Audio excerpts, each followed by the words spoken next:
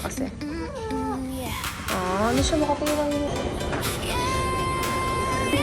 8076 pa lang. 8078 kami. Muni. So, nag-move on ako dito.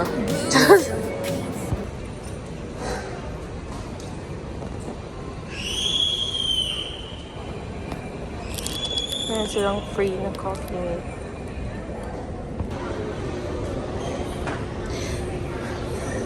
Ulit kong katawan niya. Coffee! 8076 pa lang. 8078 kami. And nagpapaprint kasi kami ng LOA kasi hindi ko siya na-print dahil mamadali. Isa na lang. So guys, if you don't know, you can send your LOA here if meron kayong application sa phone. Tapos sila na yung magpiprint. Doon ako dati nag-work sa Women's Health. I actually miss it. Doon ako nagmumuni-muni. Doon nag-move on ako dito.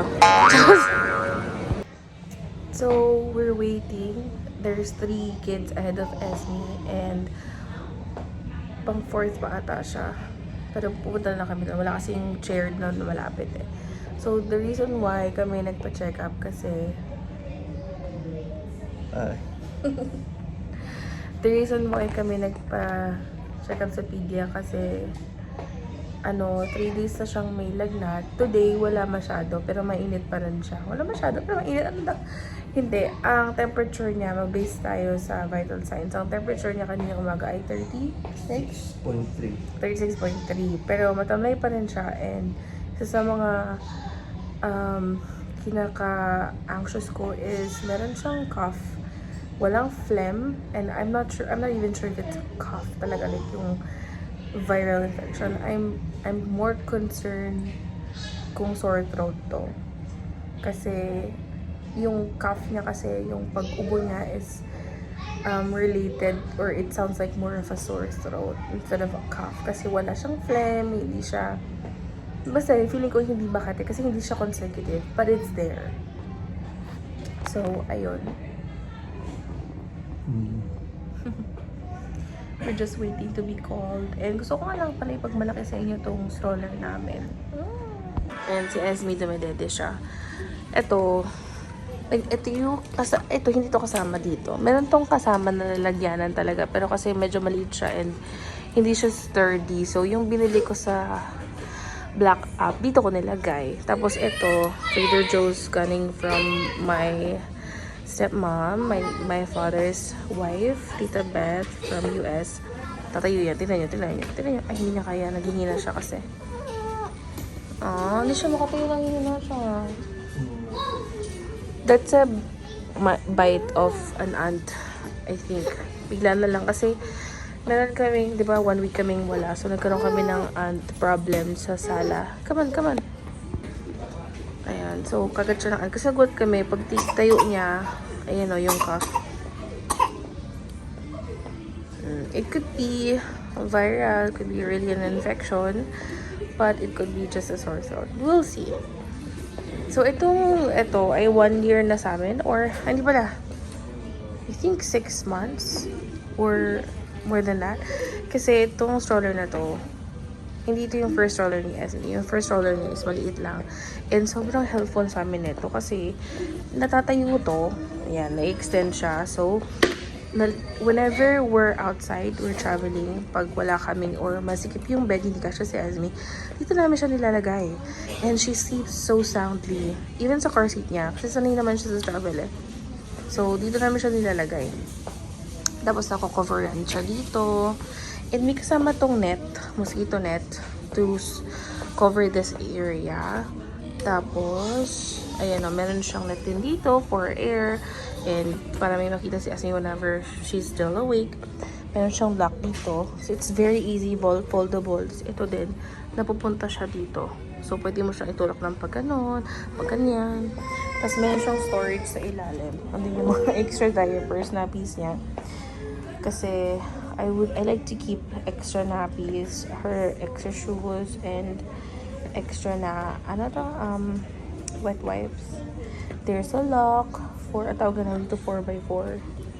Tapos pag nasa St. Luke's kayo, lalagyan kanya nito. Hindi ko alam kung sa ibang sa hospital, but there's this whenever you have a stroller or a wheelchair. So, meron siya lalagyan nandito for extra stuff. Super. Tapos ito, hindi ito nahihiga. I mean, hindi. Ano daw? Nahihiga to. Natatayo din siya ng ganon, half. Tapos meron siyang lock dito. Whenever we're outside, we would place a blanket or an unan, her pillow na pwede niya higan dito so that she's still comfy. And, ano yun, okay na siya doon. Restless kasi siya eh.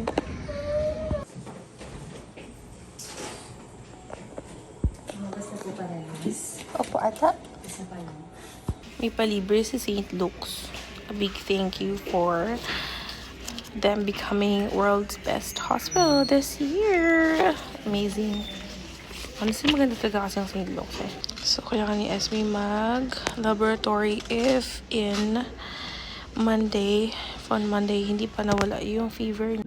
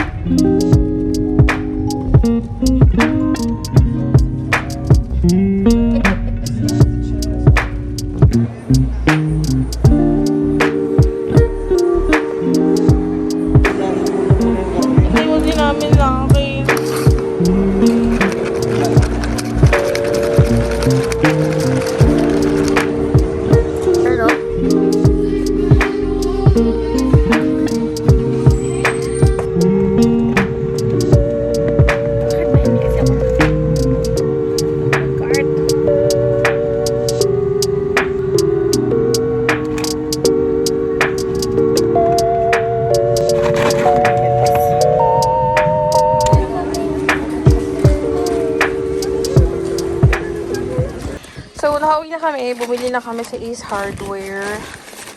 Tapos, sa Watson's, ng gamot niya. Tapos, ano ba to? Sa grocery. Na shampoo ni Lablab. Wala kasi ng maliit na version. Masyadong malaki yung isa. Tapos, syempre, napkin. I wanna try this one. Kasi meron daw siyang liquid something. Or, liquid tuloy. Menthol. Nakalimutan ko. Kailangan pala natin painumin si Esme ng gamot ngayon. So, wish me luck. So, itong Comoxiclav, this is 3 ml twice a day for 7 to 10 days. And ito naman ay, I think 1 ml ata to. Ito yung mahirap sa tempra kasi hindi sila drops. Or I'm not sure if drops to. Kasi yung isang nagbili ko, ayun, drop in. So, ito, ano ba ito? Drop ba to? Baka mamaya ito ay medicine cup. Mahirap kasi pa inumin, medicine cup na. Mahirap kasi pa inumin si Esme sa medicine cup. So, let's see.